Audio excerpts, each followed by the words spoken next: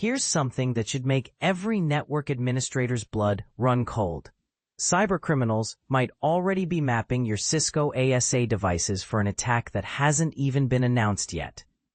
Cybersecurity researchers are sounding alarm bells after witnessing massive coordinated reconnaissance campaigns specifically hunting for Cisco ASA adaptive security appliance devices across the internet.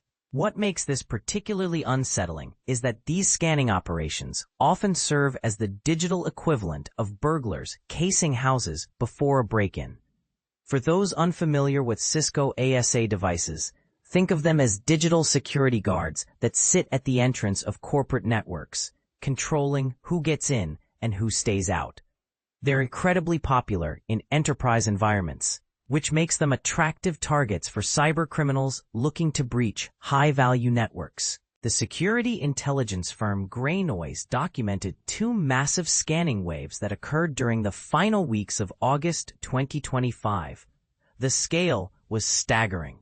We're talking about approximately 25,000 distinct IP addresses systematically probing ASA login interfaces along with Cisco iOS Telnet and SSH services. To put this in perspective, imagine 25,000 different people simultaneously trying door handles on every house in multiple neighborhoods. But here's where it gets particularly concerning. The second assault wave, which peaked on August 26, 2025, was predominantly orchestrated by what researchers identified as a Brazilian botnet army. This criminal network commanded roughly 17,000 compromised IP addresses, representing about 80% of the total scanning activity during that period. What caught researchers' attention was the attackers' attempt at digital camouflage. They employed nearly identical Chrome browser user agents across their operations. This consistency strongly suggests coordinated activity rather than random opportunistic scanning, indicating a well-organized campaign with specific objectives. Geographically, the United States bore the brunt of these reconnaissance missions, though the United Kingdom and Germany also found themselves in the crosshairs. This targeting pattern aligns with typical cybercriminal preferences for high-value, technology-rich regions. Now, here's the statistic that should make security professionals lose sleep. GreyNoise's historical analysis reveals that in approximately 80% of cases, this type of systematic scanning activity directly precedes the public disclosure of new security vulnerabilities affecting the targeted products.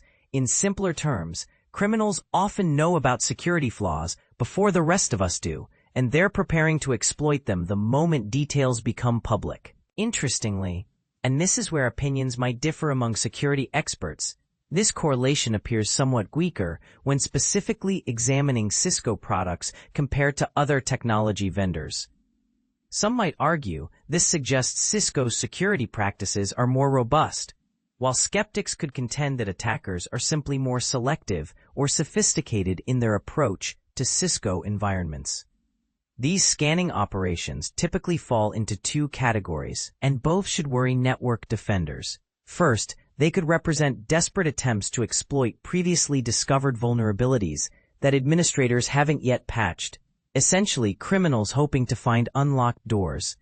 Second, and more ominously, they might constitute intelligence-gathering missions designed to create comprehensive target databases for future zero-day exploits. A parallel investigation conducted by security researcher NADSEC Rat5ac corroborates these findings while providing additional troubling details. Their analysis traced the malicious activity back to July 31st, beginning with subtle, opportunistic probes that dramatically intensified throughout mid-August before reaching a crescendo on August 28th.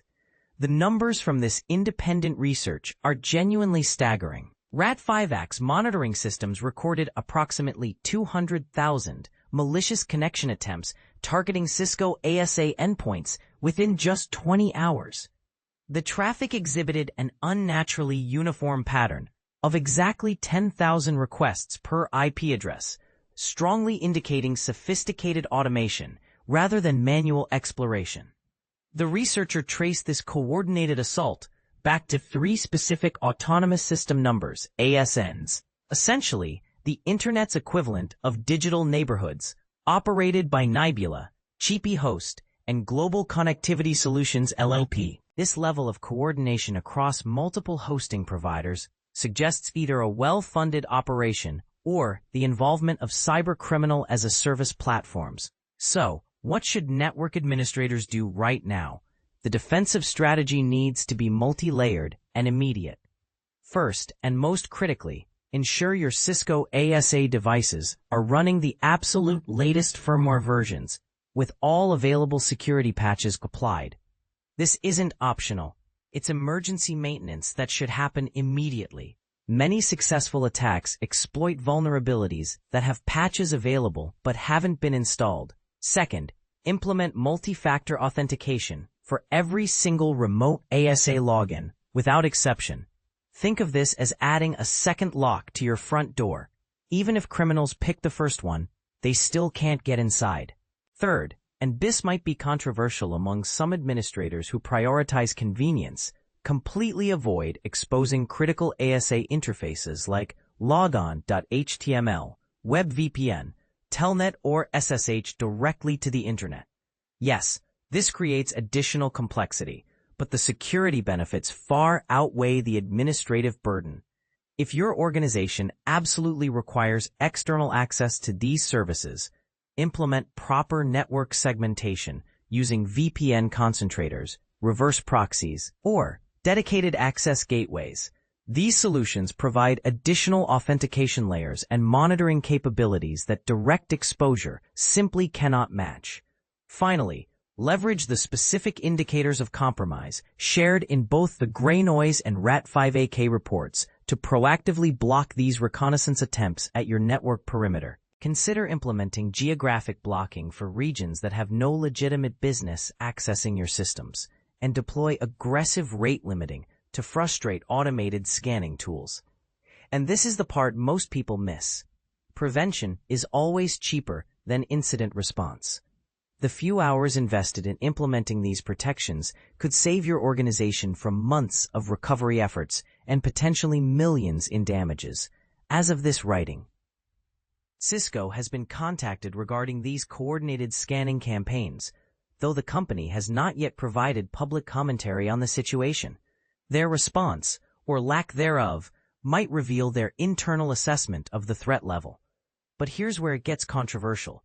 Should vendors be required to publicly acknowledge when their products are being systematically targeted, even before confirmed vulnerabilities are discovered? Some argue transparency helps defenders prepare, while others contend it might actually assist attackers by confirming target viability. What's your take on this situation? Do you think these massive scanning operations represent an immediate threat that justifies emergency defensive measures, or are they simply routine criminal reconnaissance that competent security practices should already address? More importantly, should organizations wait for official vendor guidance, or is the current evidence sufficient to justify immediate protective action? Share your thoughts and experiences. The cybersecurity community learns best when we debate these complex scenarios openly.